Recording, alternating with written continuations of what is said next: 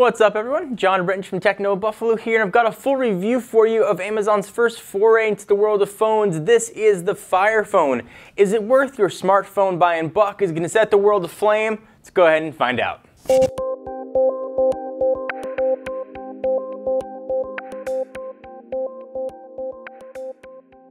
So as I do with all of my phone reviews and any review we do, I want to give a disclaimer first. I know I'm sunburnt. It happens. I used the device for 2 weeks with AT&T in Southern California. Brandon did the written portion, used the device for a week. And for way more detail on things I'm going to talk about, including gallery and a lot more on the camera, definitely see the written portion of the review, which I'll put the link to right down below. So I'm going to break this video up into two different parts, what I like and what I don't like, and then give it a final score. But before we get to that part, I think this phone needs introduction, which not many phones do. So this is Amazon's first foray into the smartphone world. They've long offered apps for mobile devices, and of course their own line of Fire branded tablets. The Fire Phone though takes the familiar Android-based UI of those tablets and tweaks it for a phone.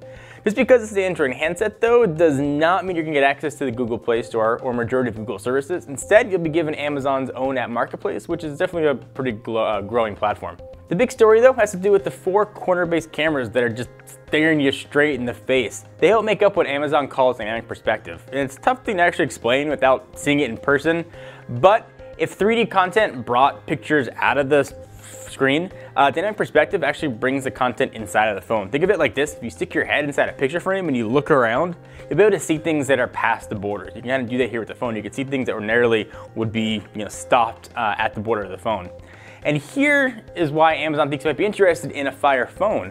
A purchase of the Fire Phone includes a handful of kind of nice perks, including a free year of Prime, which is a limited time offer, just in case you're wondering about that and when you should buy. It also offers Mayday customer video support, which is awesome, and a feature called Firefly, which we'll talk more about. And these are all features that no other phone offers. Love them or hate them, no other phone can sort of bring that to you. And based on the Fire Phone's heftier price, which is $200 on contract, the is included to help serve ease the initial shock of the higher asking price. You don't get the latest possible specs, but you get some kind of cool services that are sort of thrown in as extras. That's to count for something, I suppose.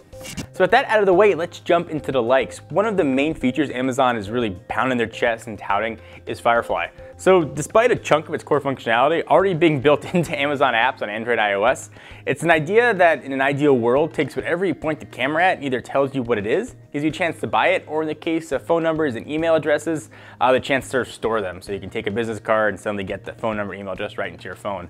In our testing though, we found it's actually not all it's cracked up to be, though we were looking forward to Amazon introducing tons of software improvements that they've promised to help improve the experience down the road. It's way more than capable though of recognizing text on business cards and websites without having to type the address actually in, which is super nice.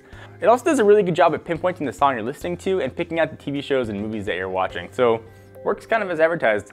But it's not so great, however, on physical objects. In the video we did sort of a lot more thoroughly explains the feature. A link to that will be down below as well. It got products wrong, or otherwise didn't even bring the product up at all. We even tried to Firefly the Fire TV, and it didn't bring up anything, which is a big deal. For other things though, like Mario Kart 8, Firefly worked just fine.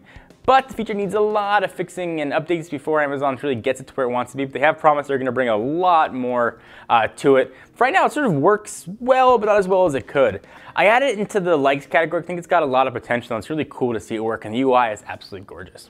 So I debated a lot where to put dynamic perspective in this review. It's a really cool feature, and it adds a whole new dimension when playing games designed to take advantage of it. But outside of that, the novelty wears off super fast. I kept looking for a way to even turn it off.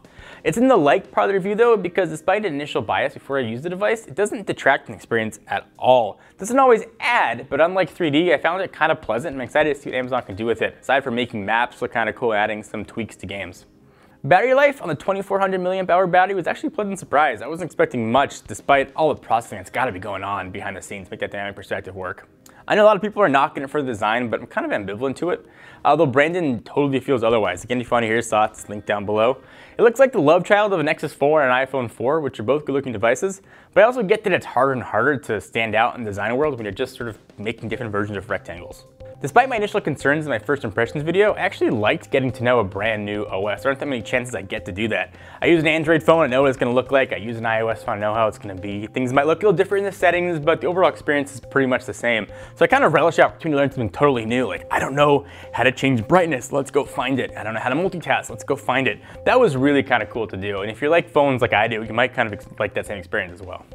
The 13 megapixel camera right on the back was also pretty good. Pictures came out nice, colors were accurate and represented how it was supposed to look, and also looked pretty good in low light. If you want to see more though on the camera and galleries and all that kind of stuff, see Brandon's review, links to me down below again.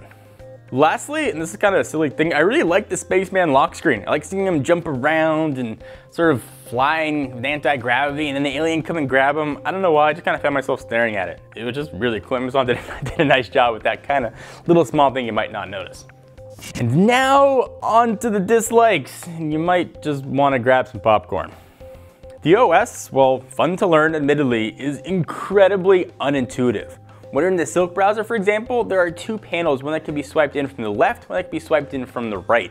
When you're in the browser though, you have no idea whatsoever if these layers are even there. Switching or flicking in from the right will bring up some relevant links to the site you're actually on. Swiping in from the left will show you your most visited sites, bookmarks, saved pages, and other kind of similar options there. In the phone app though, only a pane can be swiped in from the right, which shows you your VIPs. It's just terribly inconsistent across the OS. There doesn't seem to be any rhyme or reason to how Amazon made these decisions in the first place. The chances of knowing what a pane even exists, let alone knowing what it's going to do, unless you figure it out by trial and error, is really the only way to do it. In the camera app, where you'd think these layers would exist for more settings and options, is mostly barren and empty. You actually bring up the settings menu by pressing the little cog icon, which then shows you different camera modes. The thing here is things that should be easy to do on a phone just aren't. Like trying to find the time, for example. You have to tilt the phone to see it. Just looking right at the phone, you can't see the time or battery life remaining. It's really annoying. I could go on and on here, but I think you probably get the point.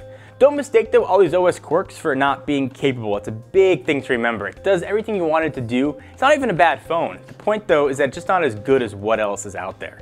In a world of LG G3s, Galaxy S5s, HTC One M8s, and iPhone 5Ss, this thing doesn't even hold a candle.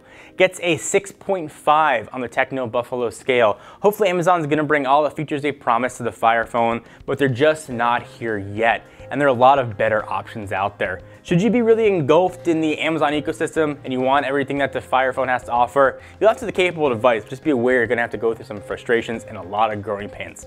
Anyway guys, what do you think? Do you agree, disagree? I wanna hear your thoughts on the Fire phone. Are you gonna pick one up? Have you tried it in the store? Whether you get one or not, definitely try one when you go to the AT&T store. It's kind of cool to see the dynamic perspective actually work. I wanna hear your thoughts if you'd use it, not use it. Leave all the comments right down below. Until next time, I am John Rettinger from Techno Buffalo. Of course, check us out at technobuffalo.com, latest and greatest tech news. And again, full written review is going to be right down below. See you guys next video.